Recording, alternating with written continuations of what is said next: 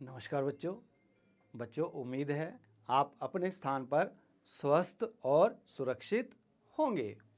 बच्चों, आज जो हम पढ़ने जा रहे हैं वो कक्षा 6 का इतिहास का अध्याय 8 है और इस अध्याय का नाम है खुशहाल गांव और समृद्ध शहर।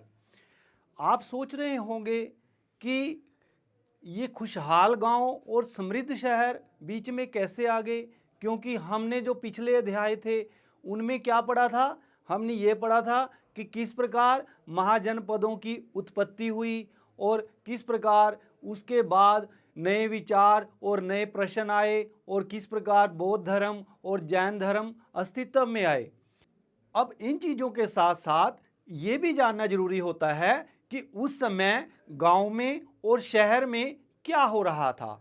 क्या गांव में जो कृषि उत्पादन था कम हो रहा था या बढ़ रहा था, और अगर नगरों की बात करें तो नगरों में क्या कोई नई चीज़ें आ रही थी या नगर पहले की तरह ही थे। तो आइए सबसे पहले हम ये स्थिति जानने का प्रयास करें कि उस समय गांव में क्या हो रहा था। आपको पता ही है कि जो हम समय पढ़ रहे हैं वो आज से लगभग 2500 साल पहले का समय है। अब यहाँ पर क्या हो रहा था, महाजनपदों की उत्पत्ति हो रही थी, बड़े बड़े राज्य उभर कर सामने आ रहे थे और इसलिए गांव में भी उन चीज़ों का फर्क पड़ा। क्यों? क्या होता है कि जब बड़े बड़े राज्य उभर कर सामने आते हैं तो जो उन राज्यों में क्या होता है, ज़्यादा सेना की ज़रूरत होती है, ज़्यादा अधिकारियों की ज़रूरत होती है और इसलिए और पैसा भी ज़्यादा चाहिए होता है। और ये जो ज़्यादा पैसा है कहाँ से आता? ये पैसा कहाँ से आया? किसानों से आना था। क्यों? किसानों से क्यों आना था? आइए इसके बारे में थोड़ा पढ़ें। अब एक तो काम ये हो रहा था गांव में कि जो लोहे का प्रयोग था वो आज से लगभग 3000 साल पहले भारत में या भारतीय उपमहाद्वीप में हो चुका था। अब ये उपमहाद्वीप, आपने महाद्वीप तो सुना है कि एशिया है, अफ्रीका है, यूरोप है, ऑस्ट्रेलिया है, उत्तरी अमेरिका है, दक्षिण अमेरिका है, ठीक है, अंटार्कटिका है, ये तो आपने सुना है। लेकिन ये उपमहाद्वीप क्या होता है? उपमहाद्वीप जो भारत और उसके पड़ोसी देश हैं, जैसे पाकिस्तान है, जैसे खुद भारत है, नेपाल है, भूटान है, बांग्लादेश है, श्रीलंका है और मालदीव है, ये जो सारे देश हैं ये मिलकर के अपने आप में एक उपमहाद्वीप बनते हैं और इसको भारतीय उपमहाद्वीप के नाम से जाना जाता है। और आज से लगभग 3000 साल पहले इस भारतीय उपमहाद्वीप में लोहे का प्रयोग हमें देखने को मिलता है। अब इस लोहे के प्रयोग से क्या हुआ? कृषि में बहुत फायदा हुआ। क्यों? एक तो क्या हुआ कि लोहे के जो औजार बने उनसे जंगलों को साफ किया गया और कृषि योग्य भूमि को बढ़ाया गया। और इसके साथ साथ क्या हुआ, इन औजारों के साथ साथ कि जो लोहे के हाल के फाल होते हैं जिनसे खेतों की जुताई होती है वो और अच्छी तरह से होने लगी, जिसकी वजह से खेती के उत्पादन में वृद्धि होना शुरू हो गई। और इसी प्रकार ये जो महाजनपदों के राजा थे या अन्य जो राजा थे वो भी चाहते थे कि उनका जो क्षेत्र बढ़ा हुआ है, जहाँ पर अब ज़्यादा सेना की ज़रूरत है, जहाँ पर ज़्यादा अधिकारियों की ज़रूरत है, तो उसके लिए धन की आवश्यकता थी। अब धन कहाँ से आना था? राजाओं को पता है कि जो किसान हैं हमें कर देते हैं और किसान कर तभी देते हैं जब उनकी फसल अच्छी हो और उत्पादन अच्छा हो। और इसलिए राजाओं ने भी क्या किया, खेती के लिए बहुत से सुधारात्मक काम किए और सबसे बड़ा काम था सिंचाई की व्यवस्था, यानी सिंचाई किसानों तक पहुँचे, खेतों में पानी सही समय पर पहुँचे, इसके लिए राजाओं ने काम किए। क्योंकि उनको पता था कि अगर हमने खेती के लिए सिंचाई की व्यवस्था कर दी तो किसान ज़्यादा मेहनत करेंगे, उत्पादन ज़्यादा होगा तो वो कर ज़्यादा देंगे और कर ज़्यादा देंगे तो जो राजा लोग हैं वो इस स्थिति में होंगे कि वो अपने अधिकारियों को और अपनी सेना का जो खर्चा है उसको पूरा कर सकें। आइए अब हम ये जानने का प्रयास करें कि जो गांव थे वहां पर कौन कौन लोग काम करते थे, या वहां पर गांव में किस किस तरह के व्यवसाय वहां पर प्रचलन में थे। इस उपमहाद्वीप के दक्षिणी तथा उत्तरी हिस्सों के अधिकांश गांव में कम से कम 3 तरह के लोग रहते थे। तमिल क्षेत्र में बड़े भूस्वामियों को वेलला, साधारण हलवाहों को उनवार और भूमिहीन मजदूर दास, कडेसियार और अधिमई कहलाते थे। देश के उत्तरी हिस्से में गांव का प्रधान व्यक्ति ग्राम भोजक कहलाता था। अक्सर एक ही परिवार के लोग इस पद पर कई पीढ़ियों तक बने रहते थे, यानी कि यह पद आनुवंशिक था। ग्राम भोजक के पद पर आमतौर पर गांव का सबसे बड़ा भूस्वामी होता था। साधारणतया इनकी ज़मीन पर इनके दास और मजदूर काम करते थे। इसके अतिरिक्त प्रभावशाली होने के कारण प्रायः राजा भी कर वसूलने का काम इन्हें ही सौंप देते थे। ये न्यायाधीश का और कभी कभी पुलिस का काम भी करते थे। ग्राम भोजकों के अलावा अन्य स्वतंत्र कृषक भी होते थे जिन्हें गृहपति कहते थे। इनमें ज़्यादातर छोटे किसान ही होते थे। इसके अतिरिक्त कुछ ऐसे स्त्री पुरुष थे जिनके पास अपनी ज़मीन नहीं होती थी। इनमें दास कर्मकार आते थे जिन्हें दूसरों की ज़मीन पर काम करके अपनी जीविका चलानी पड़ती थी। अधिकांश गांव में लोहार, कुम्हार, बढ़ई तथा बुनकर जैसे कुछ शिल्पकार भी होते थे। आइए बच्चों, अब हम इस काल में जो साहित्य पैदा हुआ उसकी बात करें। ये जो साहित्य था ये तमिल भाषा में लिखा गया था और इस साहित्य को संगम साहित्य के नाम से जाना जाता है। और ये लगभग आज से 2300 साल पहले अर्थात 2300 साल पहले इसकी रचना हुई थी। अब इसको संगम साहित्य क्यों कहते थे?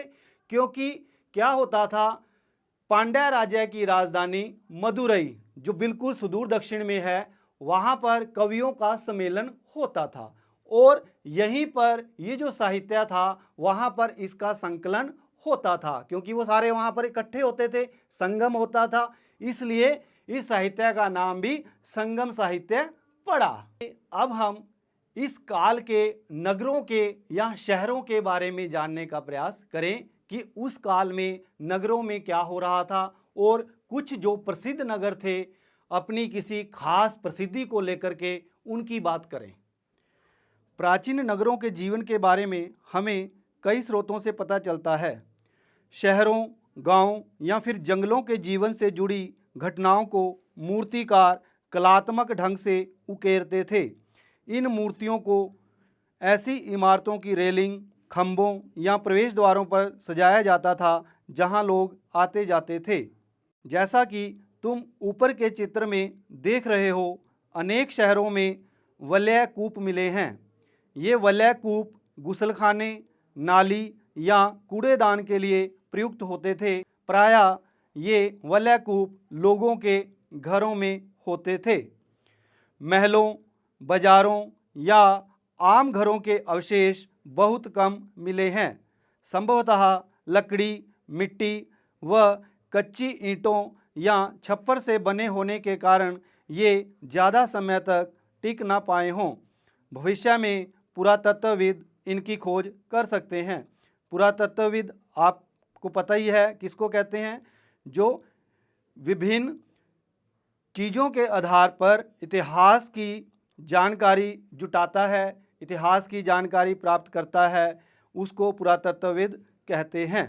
प्राचीन शहरों के बारे में वहाँ गए नाविकों तथा यात्रियों के विवरणों द्वारा भी पता चलता है। ऐसा ही एक विस्तृत विवरण किसी अज्ञात यूनानी नाविक का है।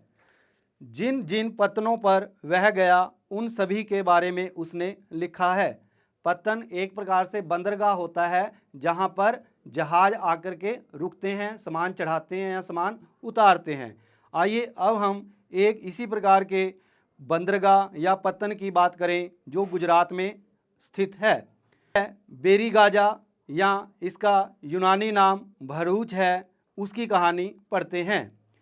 बेरीगाजा की संकरी खाड़ी में समुद्र से आने वालों के लिए नाव चला पाना बहुत मुश्किल होता है। राजा के द्वारा नियुक्त कुशल और अनुभवी स्थानीय मछुआरे ही यहाँ जहाज ला सकते थे। बेरीगाजा में शराब, तांबा, टिन, सीसा, मूंगा, पुखराज, कपड़े, सोने और चांदी के सिक्कों का आयात होता था। आयात आपको पता ही है, जो चीज़ दूसरे देशों से मंगवाई जाती है उसको आयात कहते हैं। हिमालय की जड़ी बूटियाँ, हाथी दांत, गोमेद, कार्निलियन, सूती कपड़ा, रेशम तथा इत्र यहाँ से निर्यात किए जाते थे। निर्यात आपको पता ही है, जो चीज़ें एक देश से दूसरे देशों को भेजी जाती हैं उनको निर्यात कहते हैं। राजा के लिए व्यापारी विशेष उपहार लाते थे। इनमें चांदी के बर्तन, गायक, किशोर, सुंदर औरतें, अच्छी शराब तथा उत्कृष्ट महीन कपड़े शामिल थे।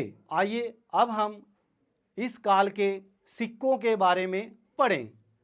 सिक्के आपको पता ही है, जैसा आजकल आप देखते हैं 50 पैसे का है, 1 रुपये का है, 10 रुपये का है, इस प्रकार के जो सिक्के आज हमें देखने को मिलते हैं, इसी प्रकार सिक्के उस काल में भी थे। क्योंकि क्या होता था, पहले तो वस्तु विनिमय होता था, जब वस्तु के बदले वस्तु प्राप्त की जाती थी। लेकिन धीरे धीरे क्या हुआ कि इस प्रकार सिक्के प्रचलन में आए और उन सिक्कों के जरिए बड़ी आसानी से हम कोई भी वस्तु खरीद सकते थे और प्राप्त कर सकते थे।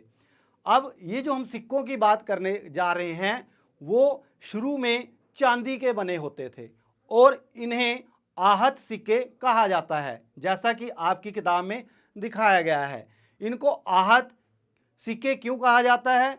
क्योंकि इनके ऊपर एक ठप्पा या इनको आहत किया जाता था, ठप्पा लगाया जाता था, जिसकी वजह से इन सिक्कों को आहत सिक्के कहा जाता है। और ये जो नगर थे विभिन्न गतिविधियों के केंद्र थे, अर्थात इन नगरों में कई प्रकार की गतिविधियां हमें देखने को मिलती हैं, चाहे वो आर्थिक थी, चाहे वो धार्मिक थी। आइए कुछ उदाहरणों से जानें।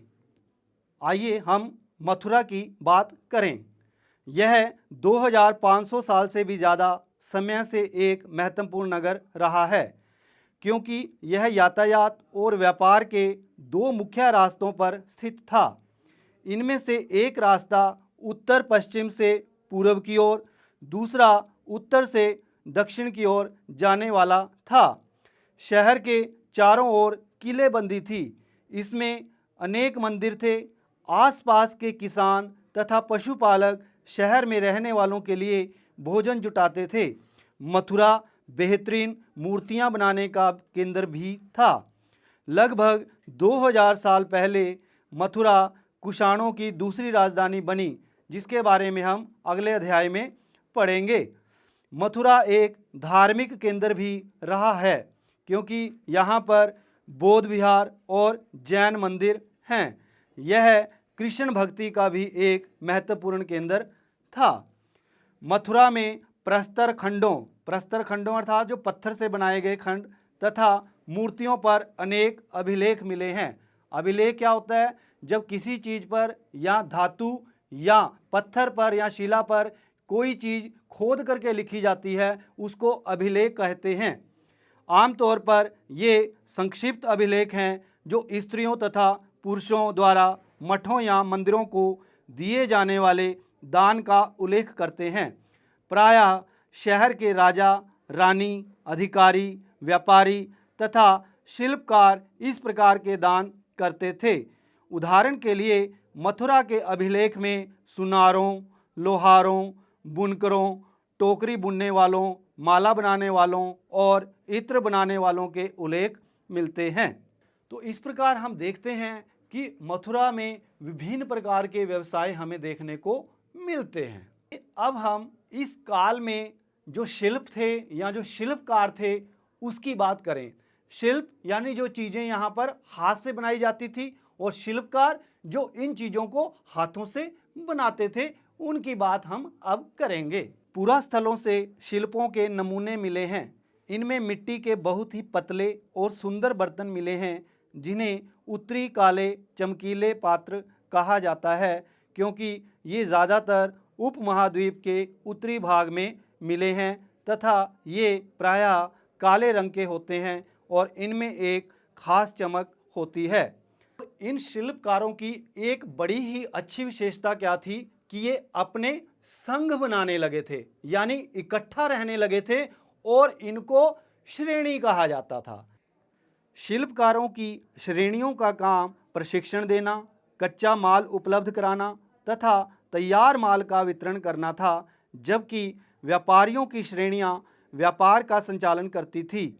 श्रेणियां बैंकों के रूप में काम करती थी, जहां लोग पैसे जमा रखते थे। इस धन का निवेश लाभ के लिए किया जाता था। उससे मिले लाभ का कुछ हिस्सा जमा करने वालों को लौटा दिया जाता था या फिर मठ आदि धार्मिक संस्थानों को दिया जाता था। अभी हमने बात की थी कपड़ा उत्पादन की कि इस काल में वाराणसी और मदुरई कपड़ा उत्पादन के बहुत ही बढ़िया केंद्र थे। अब ये जो कपड़ा बुनने वाले थे, इनके लिए कुछ नियम बनाए गए थे। आइए वो क्या थे उनके बारे में पढ़ें।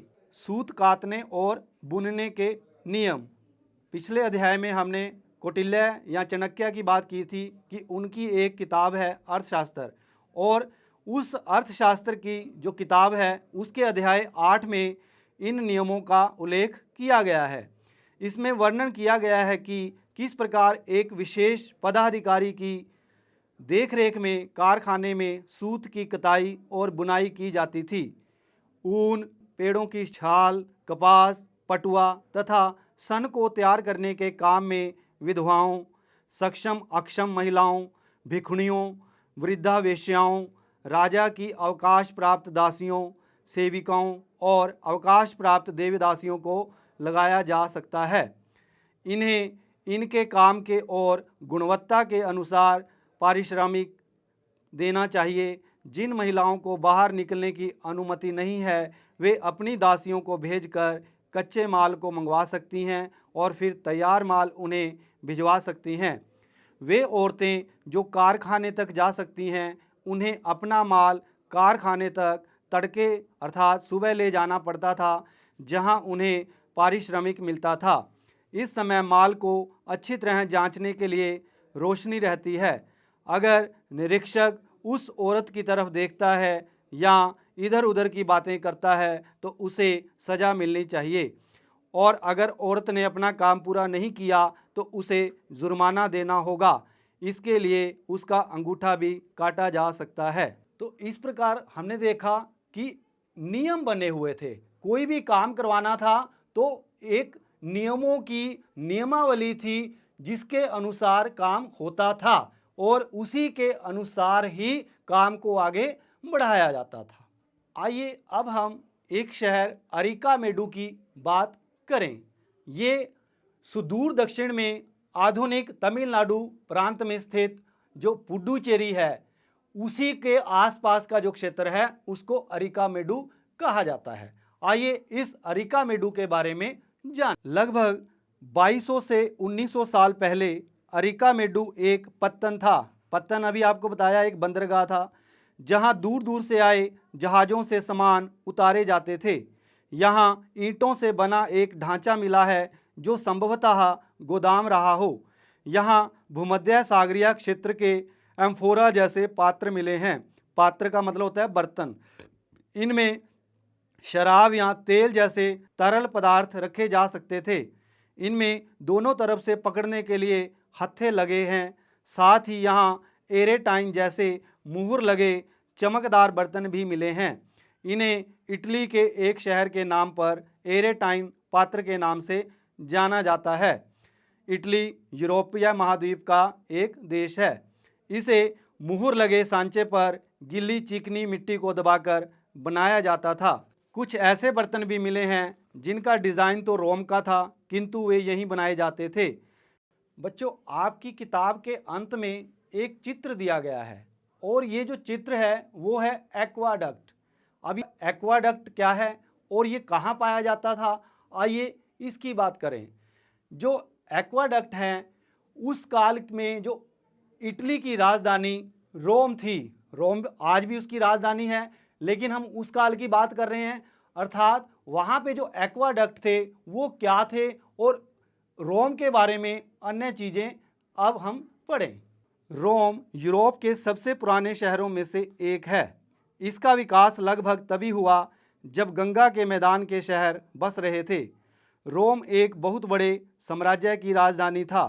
यह यूरोप, उत्तरी अफ्रीका तथा पश्चिमी एशिया तक फैला साम्राज्य था।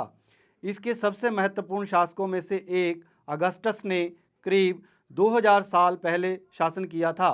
उसने कहा था कि रोम ईंटों का शहर था जिसे मैंने संगमरमर का बनवाया। अगस्टस और उसके बाद के शासकों ने कई मंदिर तथा महल भी बनवाए। अगस्टस ने बड़े बड़े रंग महल, एम्पी थिएटर बनवाए। रंग महल या एम्पी थिएटर जहाँ पर नाटक किए जाते हैं उसको कहा जाता है। इनमें चारों तरफ दर्शकों के बैठने की सीढ़ी नुमा जगह होती थी।